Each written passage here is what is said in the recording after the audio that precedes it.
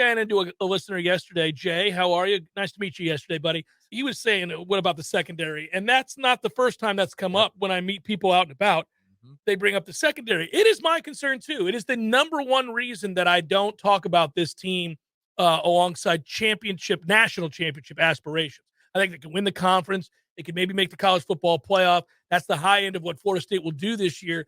I don't think they're elite after you get past the line of scrimmage on that side of the ball. I think they're average at linebacker at best, average. And I think that they're below, maybe below average in terms of championship level play in the secondary. I don't think they're great. There's not a single great player in that secondary.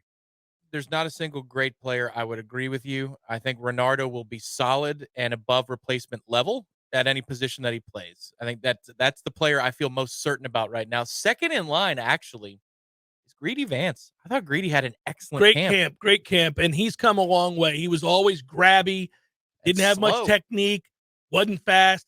But Tom, this is that group. Let me tell you, the linebackers in the secondary, that group really puts to the test this conversation.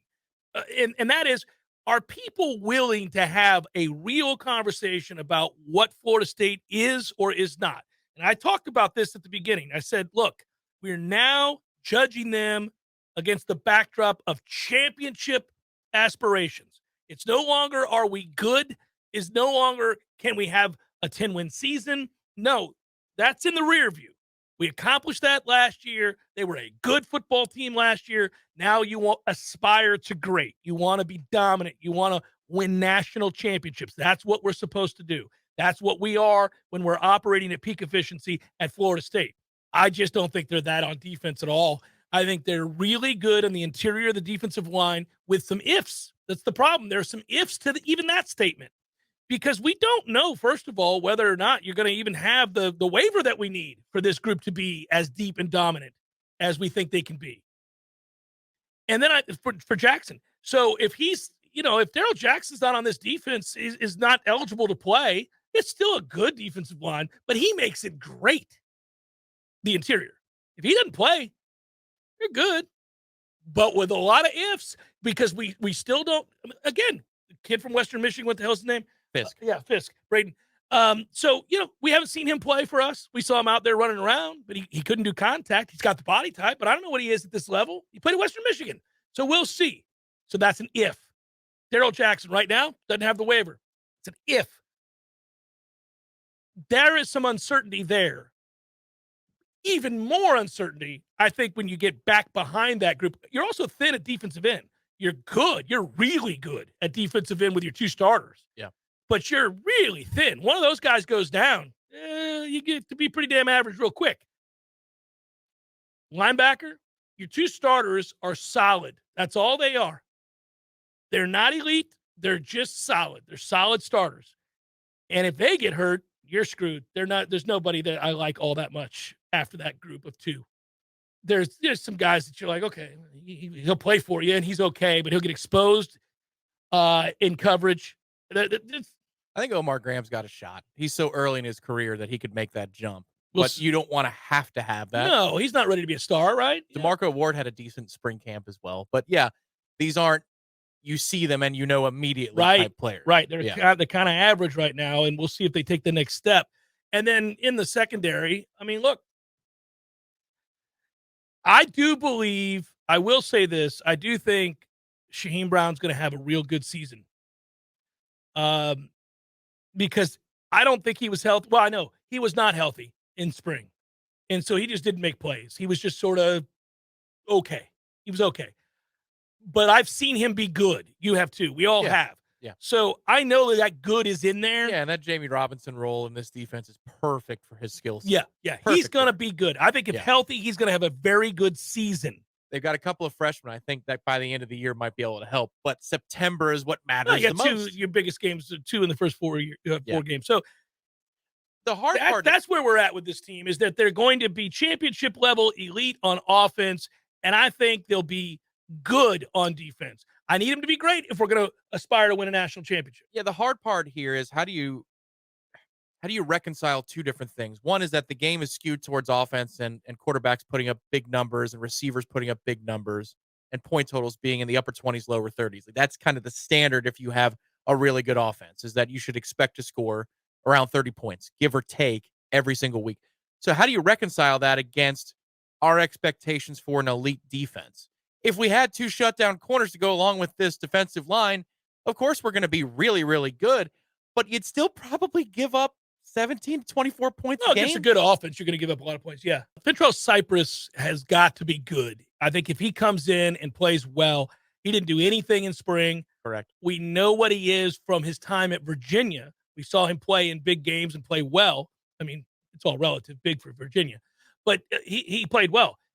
I need him to be good for us, obviously. That stands to reason, but he wasn't good in the spring. He was just kind of there. And so I know you were learning a new defense and you're, figuring out your teammates, and you're a veteran player, and spring is kind of annoying. So I got you. It's very important, though, that we point that out, because Greedy Vance growth towards the end of the regular season last year and through spring, he looks like a completely different player that showed up and was learning the defense. He was kind of a veteran when he was here. Yeah.